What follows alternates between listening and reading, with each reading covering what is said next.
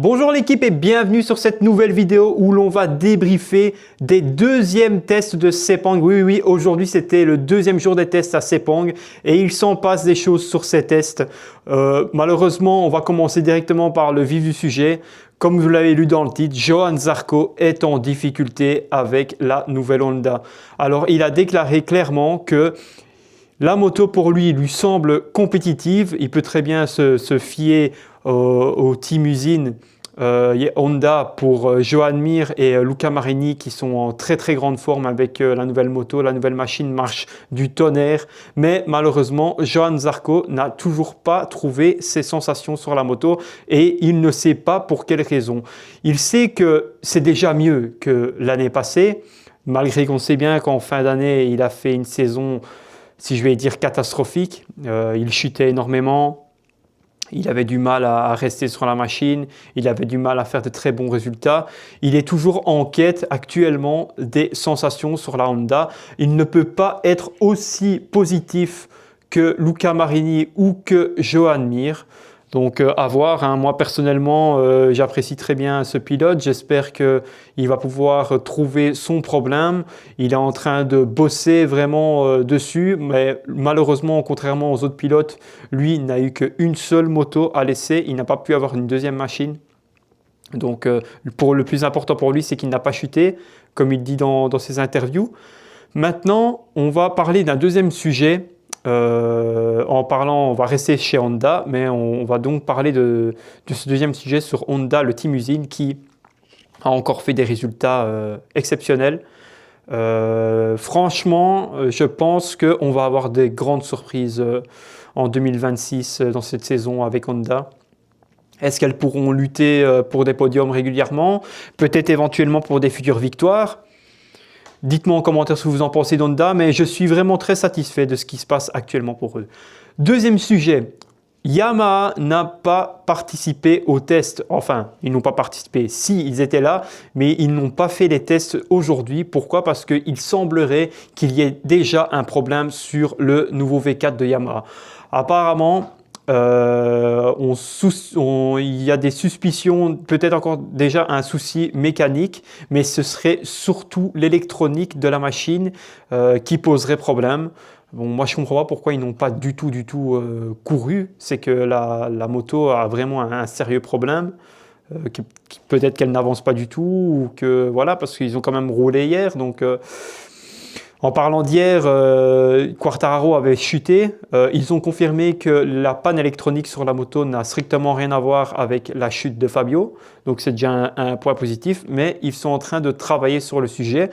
Est-ce que c'est la descente aux enfers pour Yamaha? Yamaha ne s'en sortait déjà pas en 2025 avec leurs 4 cylindres en ligne. Ils ont décidé de passer sur le V4 comme tous les constructeurs.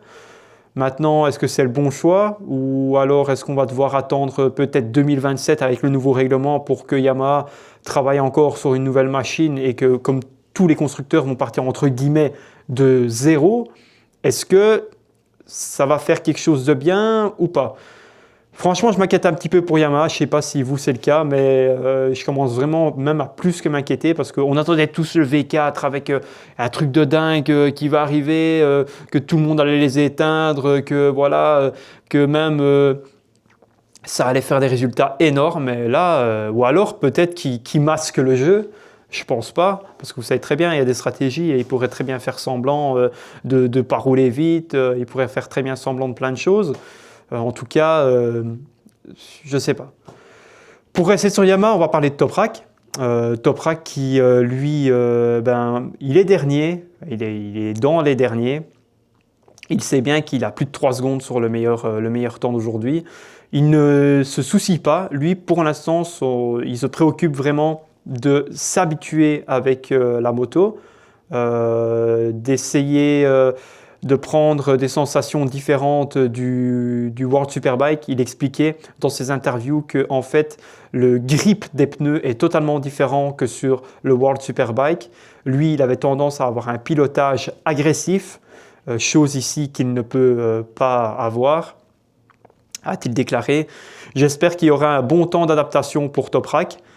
J'espère qu'il pourra nous montrer de belles choses, mais à mon avis, je pense que cette saison sera vraiment une saison d'essai pour lui. Et quand le règlement va changer, parce qu'il faut se dire que les motos GP vont passer des 1000 cm3 à des 850 cm3, est-ce que les motos GP vont plus se rapprocher des machines de World Superbike? Je pense pas, parce que même en World Superbike, ça reste quand même des machines de gros cylindrée aussi, hein. Ils ont pas subi de downsizing. Je pense que, corrigez-moi si j'ai des bêtises, mais je pense que ce sont aussi des 1000 cm3. Voilà, je reste confiant pour Toprak. J'espère qu'il va nous montrer quand même, ce serait bien un petit top 10 dans la saison, quelques top 10, même mieux, je le souhaite en tout cas. Ce serait déjà franchement exceptionnel, en espérant peut-être avoir une énorme surprise et qu'il fasse un podium, ou même une victoire. Mais bon, là n'est pas le problème de Toprak, je pense que ce serait plutôt le problème de Yamaha en règle générale. Alors, troisième sujet, on va parler KTM. On a pu voir des très belles performances de Viñales. Maintenant, Pedro Acosta a pu s'exprimer. Il est très content de la machine. Bon, il reste quand même un petit peu sur des pincettes, mais en somme, il est très content du travail qui a été réalisé sur le châssis de la moto et également le gros travail sur l'aéro. Il a souligné que c'est la première fois que, et Viñales a aussi souligné, pardon, que c'est la première fois que KTM s'attaque vraiment à un problème qui était crucial et qu'ils les prennent à l'écoute. Donc c'est très bien pour Pedro Acosta qui lui râlait assez souvent. Apparemment, les problèmes de 2025 ont été largement corrigés avec ce nouveau châssis et cette nouvelle aéro. Pedro Acosta cherche un tout petit peu plus de sensation au niveau de l'avant de la machine. Il aimerait bien avoir plus de stabilité et essayer de trouver un meilleur grip. Pour ce qui est de Viñales, lui, il est un cran au-dessus. Il est vraiment très satisfait de la KTM. Il a notamment parlé de l'aéro, qui trouve ça exceptionnel par rapport à 2025, qui corrige des petits problèmes de 2025 grâce du coup à cette nouveau aéro. Ben, maintenant, ça a corrigé ces petits problèmes et lui a pu tester un ouvre-bras oscillant qui lui donne une super stabilité sur l'arrière de la moto. Il a vraiment des bonnes sensations, il se sent à 100%, il peut vraiment ouvrir les gaz avec la moto et avec cette grande stabilité, il est vraiment très confiant sur la machine. On disait que KTM était un petit peu dans l'ombre, qu'il n'y avait pas nécessairement de progrès ou ce genre de choses. Moi, en tout cas, je pense le contraire. Je pense qu'on va être bien surpris de KTM, en tout cas je l'espère, qu'ils pourront, je ne dis pas à chaque course être devant, mais quand je dis être devant, c'est être dans le top 5 ou ce genre de choses, mais je pense qu'ils vont nous faire également de belles surprises. Pour parler des deux derniers sujets, on va parler de Ducati. Alors Ducati n'a vraiment pas changé son moteur depuis 2025. Ils sont restés vraiment sur la même base, j'ai pu lire, à cause des restrictions du règlement et ce genre de choses. Maintenant, il y a un très gros travail qui a été fait sur l'aéro. Et pour ce qui est des sensations de Pecco Bagnaia, malgré la pièce défectueuse, c'était pas une pièce défectueuse, mais c'est une pièce qui ne lui allait pas sur sa machine. Malgré cette pièce-là, il s'est senti vraiment en confiance. Il est vraiment très content par rapport à l'enfer qu'il a pu vivre en 2025. Qu'il trouve vraiment les sensations qu'il avait à l'époque en entrée de virage et en freinage qui sont similaires aux saisons où il a été champion du monde. J'espère qu'on va vraiment avoir un gros bac de Pecco parce que c'est un pilote que j'aime bien, que j'apprécie, qui est humble. C'est pas un gars qui se la joue, ce genre de choses. Voilà, moi je pense que peut-être qu'il a été frustré avec l'arrivée de Marquez, que Marquez a tout gagné en 2025. Peut-être que oui, peut-être que non. En tout cas, il est